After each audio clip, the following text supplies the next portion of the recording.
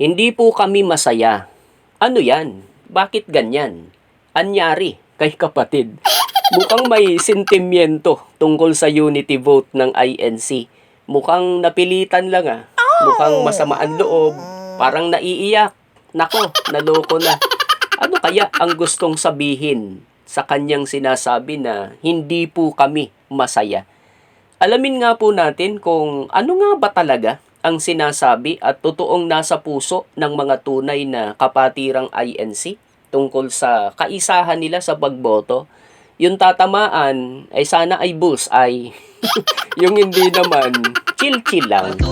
Bato sa langit, ang tamaan, huwag magalit. Bigyang boses po natin ang kapatiran, yung mga nag-post ng komento sa channel na ito, lalo na sa pagtatapos ng Philippine midterm elections. Mahalaga na marinig natin sila dahil sila ang nagsasagawa ng unity vote bilang bahagi ng doktrina ng iglesia na tinanggap nila. Ano-ano nga ba ang nasa puso ng kapatiran? Ito rin ang isinisigaw nila na maaaring naririnig naman pero bakit sa wari ay hindi maintindihan ng ibang tao. Yung iba naman ay nagbibingi-bingihan. Halata naman eh. Ayaw pakinggan ang kapatiran. Binagsasabi pa na siguro raw ay hindi masaya ang kapatiran sa patakaran o kaaralan ng INC tungkol sa unity vote. Yung marami raw ay napipilitan na lang na sumunod dahil ayaw lang na matiwalag. Ganun ba yon? Totoo ba ang mga sinasabi nilang yan? Kapag nabasa nyo itong sinasabi ni kapatid, ayan, hindi po kami masaya. Kung napapansin po ninyo ay nakablur yung karugtong. Kaya ang tanong natin, sa ano sila hindi masaya at bakit? Hindi ba sila masaya na inaaralan sila tungkol sa kaisahan? Hindi ba sila masaya na ang liderato ng iglesia ang nagpapasya kung sino ang isusulat sa balota? Napipilitan lang ba sila gaya ng patutsada ng iba? Si Aling Marites na nanunood, watching right now, katabi si Marites Jr. ay tiyak na nagiginhawahan sa nababasa.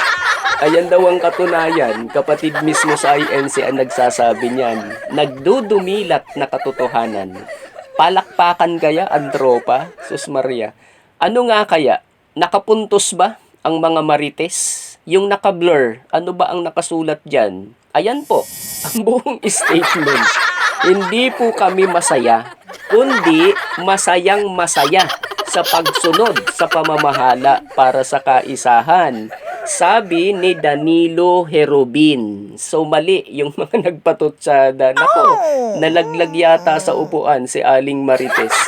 Naalala ko yung mga nag-interview ng mga tiwalag at mga peking miyembro. I-interview din lang kayo ay mga hindi patunay na miyembro ang pinagtatanong nyo. Kailangan pa bang i-memorize na yung mga peke at tiwalag na yan ay laban sa INC ang sasabihin? Napag-isip-isip nyo ba yon? Nako, common sense nga po. Ang interviewin nyo ay yung mga tunay na kaanib, gaya niya ni Danilo Herobin. Ang tanong ay baka naman siya lang ang masayang masaya. Ganyan din ba ang sinasabi ng iba? Baka yung iba malungkot naman. Pagkatapos bumoto, masaya ako, hindi dahil sa mga nakalagay sa balota. Masaya ako dahil nakipagkaisa ako sa pasya ng pamamahala. Ayan, sabi ni Nosia. Mahalaga ba sa kapatiran na makipagkaisa sa pasya ng liderato nila? Mahalaga sa amin yung nakipagkaisa kami. Yan ang sagot ni Vicente Ferrer. Sa inyo po na nanonood na iba ang relihiyon, importante rin ba na nakikipagkaisa kayo sa mga lider ng relihiyon ninyo? Pakikapanyo nga po sa puso ninyo ang halaga ng ganyang gawain at tingnan nyo sa karanasan ang mabubuting dulot kung nagkakaisa kayo sa iisang adhikain at ang masamang resulta naman kung watak-watak tayo. Bakit naman mahalaga sa kapatiran na nakikipagkaisa sila sa kanilang pamunuan at sa mga pasya nila? May sagot dyan si Oliver Negrido. Ginagawa natin ang pagkakaisa sapagkat yan naman po ay nakasulat sa Bible at masaya po tayo sa pagsasagawa nito dahil natupad po natin ang pagkakaisa na hinahanap ng Diyos sa kanyang mga hinirang. Ganyan din ang sinasabi ni Joselito Ferrer. Utos po ng Diyos ang pagkakaisa at ito po ay isa sa nakalulugod sa Diyos ang pagkakaisa. Tanong po ulit sa mga kababayan natin na hindi INC. Itinuturo din po ba sa inyo ng inyong mga tagapangaral na hinahanapan din kayo ng Diyos na magkaisa? Bakit hinahanap yun ng Diyos yung pagkakaisa? Sa Biblia ay may nakasulat, di po ba? Ngunit kung kayo'y mayroong mapapait na paninibugo at pagkakampi-kampi sa inyong puso, ay huwag ninyong ipagmapuri at huwag magsinungaling laban sa katotohanan. Hindi ito ang karunungang bumababa mula sa itaas, kundi ang nauukol sa lupa, sa laman, sa dyablo, sapagkat kung saan mayroong paninibugho at pagkakampi-kampi, ay doon mayroong kaguluhan at lahat ng gawang masama. Ang Diyos po ay hindi Diyos ng kaguluhan at ng kasamaan. Sa unang Korinto, sa 1 Corinthians, chapter 1, verse 10, ay ganyan din po halos ang mensahe. I appeal to you, brothers, by the name of our Lord Jesus Christ, that all of you agree and that there be no divisions among you, but that you be united in the same mind and the same judgment. Sino nga ba ang marapat na magpatupad niyang pagkakaisa sa isang samahan? Lalo na sa isang relihiyon. Di ba't ang leader ang nangunguna? Sa panig ng kapatiran, ano ang pagtrato nila sa desisyon o napagpasyahan ng kanilang leader? Halimbawa, sa iboboto. Kung ano ang ipinasya ng pamamahala sa botohan, iyon ang aking susundin. Nasa utos yan ng Panginoon Diyos ang makipagkaisa at igalang ang pasya ng tagapamahalang pangkalahatan, sabi ni Nile Dublar. Igalang ang pasya, hindi sinabing insultuhin. Kaya nga yung mga nagpo-post ng negatibo sa social media tungkol sa desisyon ng pamunuan ng INC ay malinaw na peking kaanib o kaya ay mga tiwalag ang gumagawa nun. Hindi yan gagawin ng mga tunay na kaanib. Yung mga peke, yung mga tiwalag, kumbaga nga ay sampid sa pamilya. Masakit na salita, pero yun ang totoo. Sampid, hindi tunay eh.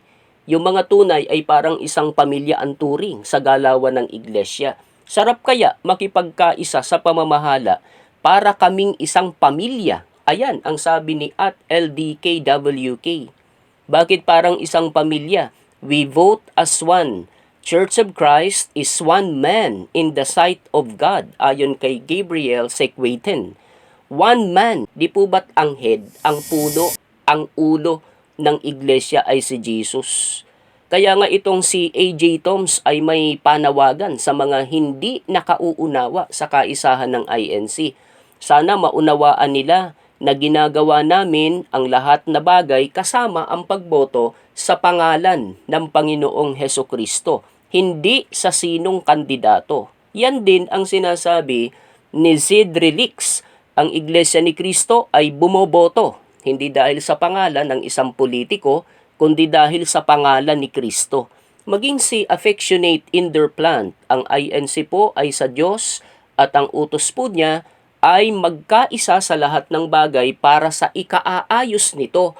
Kaya yun po ang aming ginagawa, ang magkaisa. Dahil dyan, ang turing ng INC sa kaisahan nila maging sa pagboto ay hindi lang solido, kundi sagrado, sabi ni @Gerger TV. Dahil sagrado o banal ay igagalang at susundin talaga ng mga tunay na miyembro, mga totoong kapatiran. Kaya nga, sa totoo lang, sabi ni Patrick Mojica, hindi pa man nagsisimula ang botohan na ipanalo na ng kapatiran ang utos ng Diyos. Kaya tama di po ba, nasabihing wala silang pakialam kung manalo man o matalo ang ibinoto nila.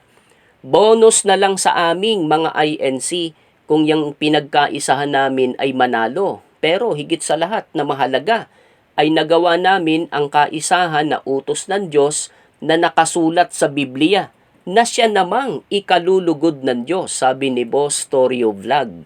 Kaya nga itong si @Ewan ay may sinasabi kung hindi nga lang sa kaisahan na aral ng Diyos, tinatamad na akong bumoto. Ang hirap, sakripisyo. Pero alang-alang sa aral ng Diyos, nakipagkaisa ako Sana all, kagaya ni kapatid, yung mga tunay, oo. Pero yung mga peke, nako, may mensahe sa inyo. Si At Bing Pavilion, solidong solido pa rin ang pagkakaisa sa pagboto dahil ito ay ating pinanumpaan nang tayo ay umanib at sa doktrina. Narinig nyo po ba? Yun nga bago tinanggap sa INC ang sino man, ay nag-oath-taking talaga eh. Nasusundin mo ang mga aral o doktrina na itinuro sa'yo. Bakit ang dami mong kontra ngayon? Papayuhan naman kita, syempre. Masakit to ha. Medyo masakit. Alis ka na lang sa INC kung di mo kayang sumunod. Di ka naman pinipilit eh. Araw-araw, daily, ay maraming umaanib sa INC. Huwag kang mag-alala. Di ba alam yon? Maraming papalit sa'yo. Di ka mamimiss. Guni-guni mo lang yan na kailangan kanila, Sus Maria. Talo pa kayo ni Carlito Jr. Luda. Ako po ay matagal ng tiwalag sa iglesia. Not proud. Hindi raw siya proud. Pero kung may kaisahan sa pagboto, nakikipagkaisa pa rin ako sa pamamahala. Yan ang tularan nyo. Hindi na miyembro, sumusunod pa rin. Nasa puso pa rin ang kaisahan. Ang voting as one. Kaya nga may imbitasyon sa kanya si Netnet de Guzman. Tara na po, magbalik loob na po. Nako, sana mabasa mo tong imbitasyon sa'yo ni Netnet de Guzman. Magbalik loob ka na daw. Doon naman sa mga politiko na tutol sa kaisahan sa pagboto ng iglesia. Halimbawa, yung mga politiko kandidato na hindi na pagkaisahan. May sinasabi naman si Atril Episode. Yang nagsasabi na hindi na effective ang boto ng INC. Kapag ito ang tatakbo ay mauuna pa ito na manghihingi ng tulong sa Iglesia ni Cristo. Oo nga naman, ganyan din ang sinasabi ni Shane Goles. Kung di effective, bakit maraming lumalapit na politiko? Eto pa, sa mga politician, hindi epektibo? Wala na kami pakialam doon. Ang importante, nagawa namin sa pagkakaisa. Ayan, napagalitan tuloy tayo ni Marathi. Ang kulit kasi natin umayos nga tayo. Yan po ang boses, ang tinig, ang damdamin ng kapatiran tungkol sa kanilang gawain na voting as one. Kung gusto nyong malaman ang detalye sa Biblia tungkol sa doktrina nilang yan, bisitahin nyo sila. Sila ang tanungin nyo. Huwag yung mga marites. Fake news ang masasagap nyo sa mga chismoso at chismosa na yan. May payo naman si Joselito Gabudok sa mga bitter na detractor ng iglesia. Mga bitter. Iwasan nyo raw magkakain ng ampalaya. Diyos ko. Ano ba daw ang pakialam nyo kung sino ang iboboto ng INC? Bakit daw kayo masyado apektado? Tanong naman ni M. Melro. Kain kayo ng bukayo para kumamis-tamis ang buhay nyo. Kagaya ni Jimmy Makaspak na nagpapa-shoutout sa mga kapatid dyan sa lokal ng Maharlika, Bulacan East. Mga kapatid dyan sa lokal ng Bukana, distrito ng El Nido, Palawan. Shoutout din sa mga kapatid sa lokal ng Hawali, distrito ng Kuwait mula kay Imelda Pascua na nakakakilala kay Mr. Tampered.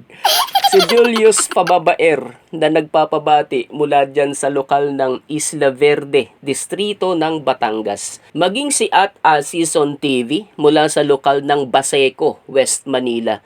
Shoutout din kay Demetria Tulaw dyan sa lokal ng Santa Barbara, Pangasinan. Shoutout din kay Joyver at Richelle de la Cruz at sa mga anak niya na sina River at Vera mula kay Benny Liwanag. Shoutout pa rin kay Rox Montaliana ng Puerto Princesa, Palawan. Batiin natin ang mga anak ni Domingo Bautista na sina Archie, Christine at ECE Alvin dyan. Shoutout kay Ka Robert Tumalip mula kay Anthony Pascua na watching daw mula dyan sa lokal ng Talon, Metro Manila South. Ganon din kay Zoren de Guzman sa lokal ng Kasat, distrito ng Nueva Vizcaya mula kay Sharina Lay Piloten. Batiin natin si Jonathan Humilla at ang lokal ng Biga. Salamat po sa inyong panunood. Shoutout din kay Jesslyn May de la Cruz ng lokal ng Sterling Heights, Michigan dyan sa US. Si Romeo Gueco na laging nag-aabang ng uploads natin mula naman dyan sa lokal ng North Vancouver, Canada. Pagbati rin kay Mario Balsote at sa mga brethren dyan sa Kuwait. Shout out kay Ravenous Encarnacion mula sa distrito ng Arabia East. Si Larry Madriaga, shout out natin mula sa lokal ng Camilla Homes, Metro South. Shout out kay Kanil dyan sa lokal ng Bagtas, Cavite mula naman kay Affectionate Indoor Plant. Pagbati naman sa lokal ng Kalubian, distrito ng Ormoc City, Leyte mula kay Pascualito Modina Sr. At syempre, shout out din kay Alfredo Pokis. Ganun din kay Luisito Pabilona Jr. mula naman dyan sa lokal ng Kalamansig. Shoutout natin ang distrito ng Tarlac City, Tarlac na laging nanonood ng ating content. Sabi naman ni Ron Garcia, kumusta po kayo dyan? Happy viewing po sa inyo. Shoutout din sa lokal ng Lamuro, Palawan, lalo na kay Dalisay Malindin. Shoutout sa lahat ng MT sa lokal ng Barangka, distrito ng Marikina mula kay Roderick De Jesus. At syempre kay Jun Reyes na laging nakaabang sa ating upload sa channel na ito. Salamat sa iyo.